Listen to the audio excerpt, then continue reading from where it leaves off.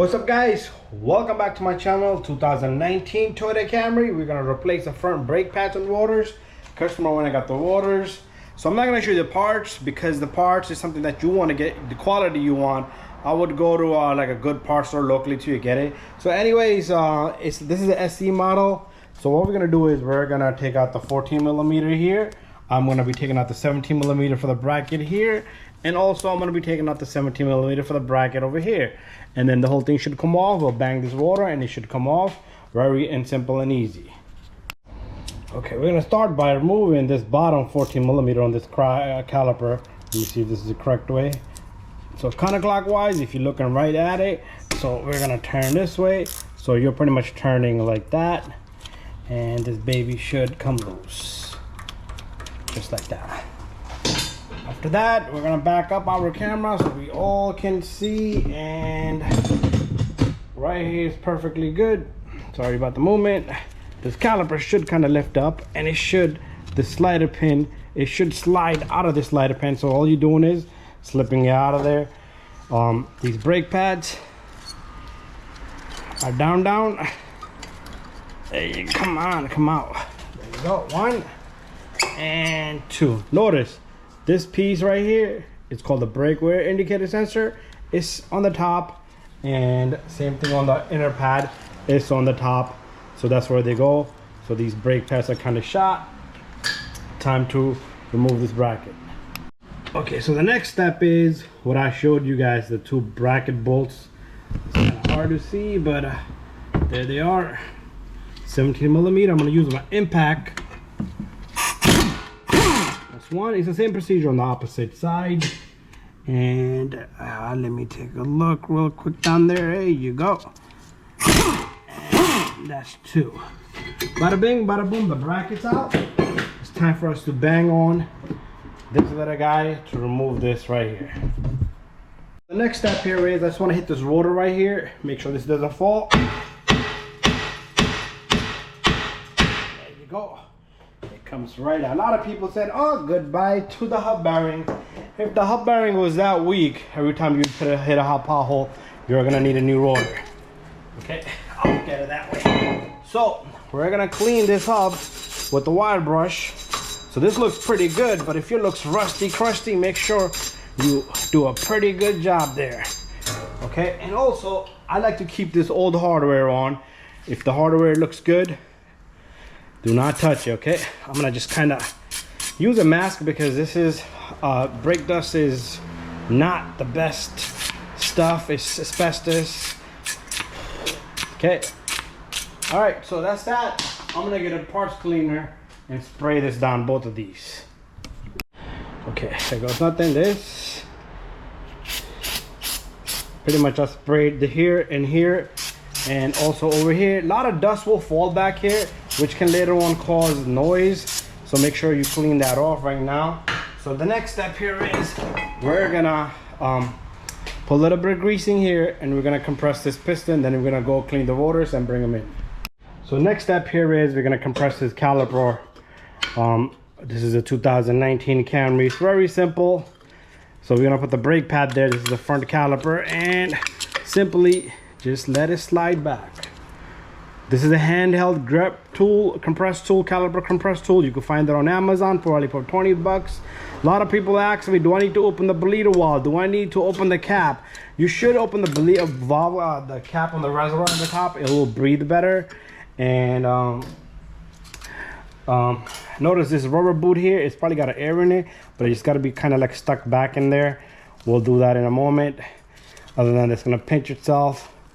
So what we're gonna do next is, let me fix that up first, and then we're gonna grease things up, and we're gonna clean the rotors. These are the rotors for this car, and what we're gonna do is we're gonna open one up. So I got me a rag here. So these rotors do have some type of coating of oil so they don't rust. You need to clean that off right now. So parts cleaner goes right on it, and both sides, okay? if you don't do that, your brakes are not gonna stop because the oily material is gonna slip and slide. So there you go, we have that done. Now we're gonna do a little bit greasing and put this back on. Okay, my next step here is I need to grease this up. So I like to put a light amount of coating or greasing. It just is nothing crazy. You don't have to cover every inch of it because it will squash everywhere. And I just like to go around here between. So there you go. So now it's time for me to go get the water and put that on. Next step, clean water on this baby. And if you want, use one of the lug nuts to hold this in place. So things can be a little easier. There you have it. Perfect. So now I need to put the bracket on. So the bracket part is very simple and easy. So we do have the 2 bolts, which we're gonna have to kind of figure out how I'm gonna do this. I'll be right back. Okay, now we're gonna take this bracket. The bracket goes on just like that. And the 2 bolts.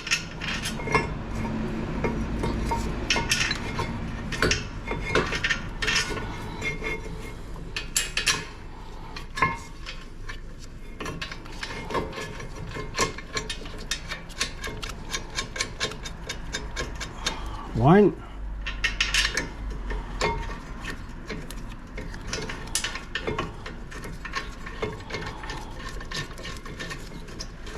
2.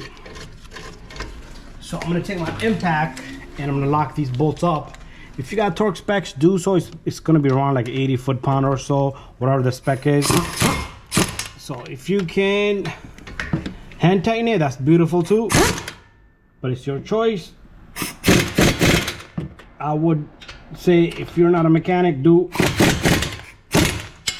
the torque part. There you go. Perfect. Next part, remember I showed you the 2 retainers that go over here, so make sure you put that on. This customer bought the stuff that has nothing in the package. And okay, so a little bit of greasing here, a little bit of greasing here. Okay, a little bit of greasing here. Okay, if you want, you can put some over here. I don't like to put it there because it touches the water. So I used to do that a lot, but it's your choice. So this brake pad is gonna go, okay, this surface touching the water, just like this. On this side, you see same thing on the inside. The brake pad should go on freely. Okay, you shouldn't have to bang this in. Okay, with the tap of finger, it should be able to go in. So these sliders, they got pretty good greasing, so I don't want to touch them. So make sure you put greasing if yours don't have greasing, and you don't need to put a lot on it. So the next step here is I'm gonna push this rubber boot in because it's not kind of working to stay in. I don't want to damage the caliper, so I want to push it in as we get this in, the whole thing. Okay, there you go, nice and perfect. And then all we have is our 14 millimeter. Okay, make sure you put that 14 millimeter on and make sure you tighten that up. So this job is bada bing, bada boom. So one thing I want to say is if